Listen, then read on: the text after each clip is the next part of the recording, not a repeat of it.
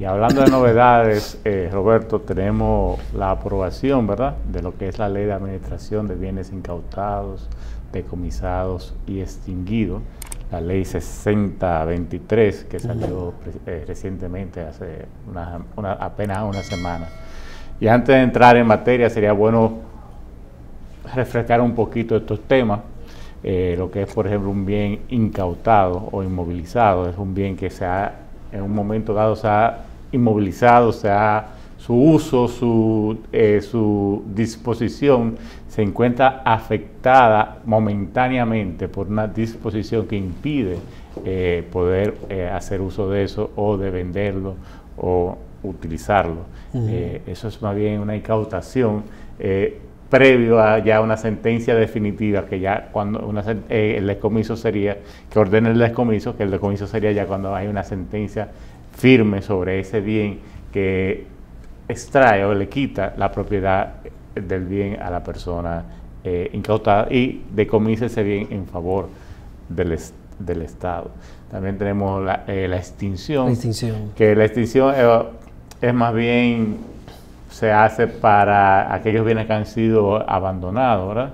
Que se encuentran abandonados en un proceso penal que no se sabe cuál es el dueño, entonces el Estado extingue el bien en favor de ese bien a favor del Estado. Pero esta nueva ley crea todo un sistema de administración que, de la lectura del proyecto, ya no es un proyecto, de la legislación, vemos que vino a cubrir muchas de las mismas dificultades que iban teniendo las autoridades cuando se iba a decomisar o incautar o a decomisar o a extinguir un bien en favor del Estado. Al momento de aplicar una disposición, a veces existían algunos impedimentos legales que no permitían ejecutar ya una decisión definitiva en el proceso, pero que podemos irlas desarrollando en el transcurso del programa. Otra ventaja que tiene la ley es que, aparte de regular todo lo que es el proceso de administración de esos bienes en las distintas etapas, también establece sanciones penales para la violación de estas disposiciones. Bueno, uno de los temas es que se crea el Instituto Nacional de Custodia y Administración de Bienes Incautados, Decomisados y en extinción de dominio. Ahora se llama INCABIDE, ¿verdad? Que se transforma a lo que era la Oficina de Custodia y Administración de Bienes Incautados y Decomisados. Básicamente hay una transformación de ese organismo que básicamente está llamado a garantizar la debida conservación de todos esos bienes, ¿no? No sé, ¿tú has visto algún...? Yo desde el punto de vista estructural veo que esta ley crea un consejo directivo, me parece muy interesante. Por el Ministerio de Hacienda, Economía y Planificación. Economía y Planificación. 2 miembros designados por el presidente y el director de la oficina.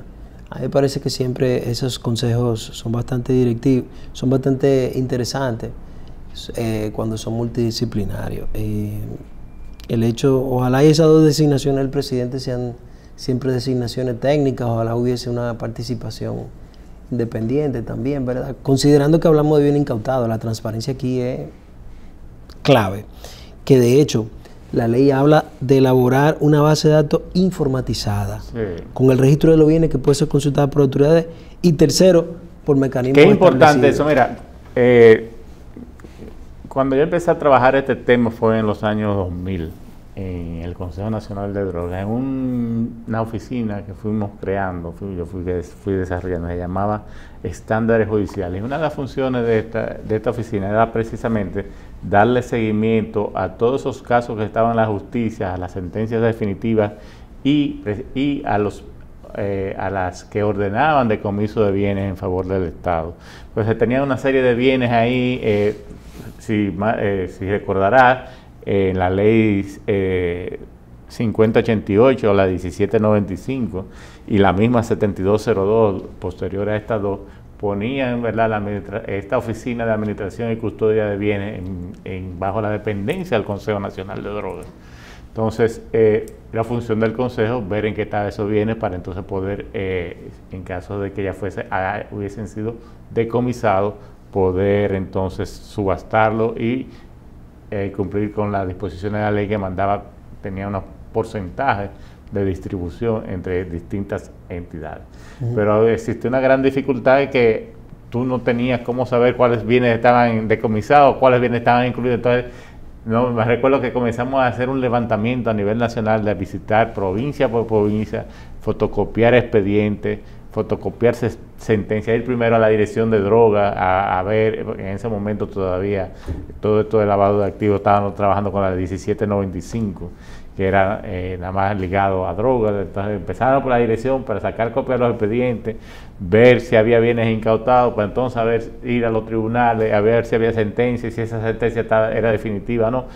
Y también se aprovechaba eso para hacer una especie de análisis de ese fallo que hacían los jueces, a ver si había algún tipo de debilidad y eso, y para poder suplir esas debilidades que había en todo el proceso. Pero una de las grandes cosas que determinaban es que aquí habían bienes que estaban incautados o inmovilizados a solicitud de un Estado, y cuando nos poníamos en contacto con ese Estado ni siquiera sabía que esos bienes habían sido incautados o inmovilizados, porque nunca se les notificaba, nunca. Y teníamos una serie de bienes en un limbo jurídico, porque entonces, aunque aquí se ordenara el decomiso, el Estado no lo sabía. Entonces quedaba ese bien que no se sabía cómo se iba a proceder con eso. Y esta legislación, eso que tú hablabas de crear ese sistema informático donde se le va a dar seguimiento a todos esos bienes que ingresan, dónde están, cómo están, es una forma de suplir esa debilidad que pienso que sí, porque la transparencia aquí es clave. Yo te hago una pregunta, aquí te paso yo a entrevistar a ti. ¿Qué pasa con las disposiciones que ya teníamos, producto de la ley 7202, en lo que tiene que ver con el decomiso? Esto, de alguna manera, entra en contradicción con lo que tiene esta ley, porque ya había una distribución, había unos métodos, cuando eran por lavado de activos. Va a entrar en una contradicción, vamos a llamarlo así, en cuanto a lo que es la distribución, porque ya la distribución aquí varía. O sea, ya no hay esa distribución específica, ese porcentaje para acá, sino que en uno de su articulado habla de que el dinero que resulte, ¿verdad?, de la realización de esos bienes decomisados va a un fondo especializado de administración de bienes decomisados, incautados, decomisados y extinguidos. Y esos fondos, después que se hacen una serie de operaciones como cubrir los gastos de administración, pasan, hay una segunda distribución, que esos fondos que quedaron disponibles, entonces pasan al Estado, pasan a patrimonio del Estado, y el Estado entonces a partir de ahí puede asignar esos recursos a planes o políticas de prevención de la criminalidad. Incluso habrá un porcentaje para el que tiene que ser destinado, creo que un 30%, sí, que tiene que ser destinado a políticas de prevención de la criminalidad. Si quiere, podemos dar una lectura que a mí me parece muy interesante, esos artículos, el 81, que habla del fondo especial, dice que el Incavide generará ese fondo especial que estará integrado por los dineros extinguidos o decomisados, o sea, el cash o los certificados de inversión, etcétera, los dineros resultantes de las ventas de los bienes extinguidos o decomisados, los dineros resultantes de las ventas anticipadas de bienes que posteriormente hayan resultado extinguidos o decomisados. Hay unos procesos especiales, ¿verdad?, para las ventas anticipadas. Un bien que sea difícil administrar o un bien... eso estaba en la legislación anterior, pero nunca se le ha dado cumplimiento, porque no existía un procedimiento.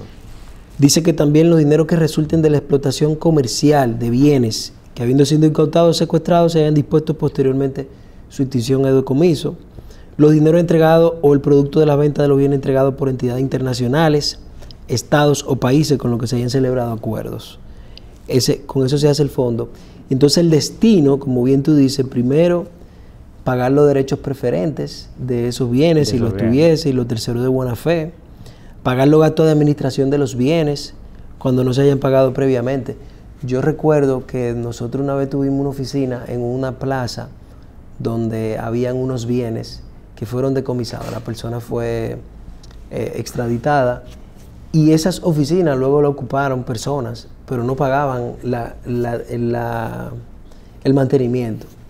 y entonces la administración tenía la imposibilidad de cobrarle porque, como tú decías, había un limbo. La persona dice, no, a mí esta oficina me la han asignado, no sé cuál es el contexto que le permiten hacer uso de esos bienes. Pero se duró años detrás de ese tema de mantenimiento, cuotas extra. Y los dueños decían, no, es que esto no es mío, usted tiene que buscar. Y fue un proceso larguísimo y como bien tú dices, no se sabía a quién cobrarle. Entiendo ya que esta va a ser la oficina que se le va a decir, mire, aquí hay un bien que está en un proceso judicial, ustedes son que lo están administrando, cubran las cuotas, alquílenlo, hagan lo que sea, pero nosotros necesitamos. A mí me parece eso muy importante.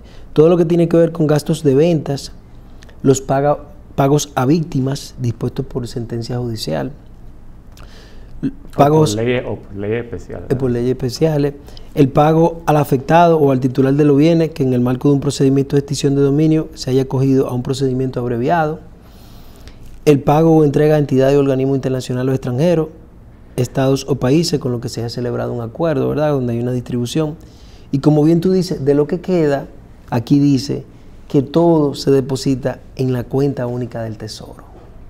Luego, dice que el gobierno puede utilizar esos fondos para apoyar, fortalecer, financiar, desarrollar o ejecutar programas de prevención o tratamiento de consumo de drogas, reducción de pobreza, reinserción del condenado y otros proyectos. Ahí que vendría la dificultad, o sea, no la contradicción ni el impasse, porque todo lo que haya sido iniciado con la legislación en un proceso con la ley 7202, entiendo que se va a distribuir en base de esa manera, sino todo lo que pasa a partir de esta legislación es que vendría a cambiar. Pero fíjate, cuando se estaba tratando, esto es una ley que se viene hablando desde la 5088, que sí es una ley de administración de bienes incautados. Los primeros pininos los dimos en la ley 7202, donde muchas de las disposiciones que están aquí se fueron introduciendo. Y había un decreto y todo. Había un decreto, pero en la misma ley 7202 se establece la posibilidad de las ventas anticipadas, de cuando los bienes fuesen perecibles pudiese ser vendido, de que si o de difícil administración, o la difícil administración, la posibilidad de poner en administración los bienes que están en un proceso de incautación. Pero eso se fue convirtiendo en ley muerta porque las mismas autoridades, porque estaba muy general, ya esta ley viene y desarrolla con mucho mayor especificidad cada uno de estos temas. Igual está el tema de poder, de qué pasa mientras un bien está incautado. ¿Se puede utilizar? ¿No se puede utilizar? ¿Qué responsabilidad se tiene? Entonces la ley desarrolla todo ese tipo y le permite al director poder asignar bienes incautados a entidades específicas para su uso. Ahora bien, reglamenta que eso es para el uso de esa entidad, no es para un uso personal y en casos muy específicos. De hecho, e incluso exige que, como en ese uso puede ser deteriorarse el bien, exige que esa entidad contrate un seguro para poder cubrir cualquier deterioro que sufra el bien. De hecho, tiene la figura del interventor o el administrador para ciertos bienes, como por ejemplo cuando parte del proceso sean acciones de una empresa, ¿verdad?, que en donde el imputado o la persona condenada tenga empresas, la posibilidad de que haya un interventor que pueda administrar, o sea, una persona especialista en esos temas, que pueda administrar, digamos que sea una zona franca, que sea una industria, o que sea una compañía que no necesariamente tenga Correcto. Que ser sufrir el cierre, la pérdida. Exactamente, o sea que pueda mantenerse en producción, exactamente, que no se pierda todo. Porque eso también va en detrimento del propio Estado, que al final se puede recuperar esos valores que tiene esa empresa hasta ese momento si nombra una persona que pueda administrar correctamente eso. A mí me parece eso muy interesante. Ojalá y creen un método. No recuerdo haber visto como de una forma tan clara la forma en cómo se va a realizar, pero ojalá puedan crear un método donde a través de un gremio o a través de alguna publicación públicamente se diga, mire, se anda buscando un administrador para tal o cual cosa y eso sea muy transparente y que no sea algo donde la política simplemente, jala fulano, ponlo ahí. Bueno, la ley desarrolla una serie de requisitos sí. Y la misma ley, que podemos hablarlo en el segmento que sigue, la misma ley entonces establece sanciones para cuando se violan todos estos procesos, como una forma de asegurar de que esta administración no pase como ha pasado con muchos de los bienes que son utilizados. Hablamos de requisitos como que la persona no esté relacionada con el imputado, que no tenga antecedentes penales, hablan de tema de manutención, que no tenga tema de manutención pendiente. Eso está muy bien. El tema está en cómo vamos a seleccionar esa figura. Yo pienso que eso... Bueno, seguimos conversando con Roberto Mella.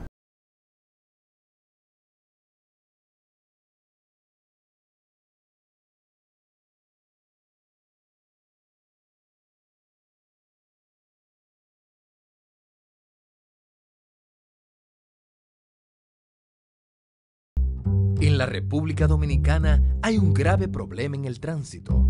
Tú eres parte del problema y puedes ser parte de la solución. Cuando llegues a la intersección, no cruces si no tienes espacio del otro lado donde quepas. Espera hasta que haya un espacio esperando por ti. Ayudas a reducir el tapón y serás parte de la solución.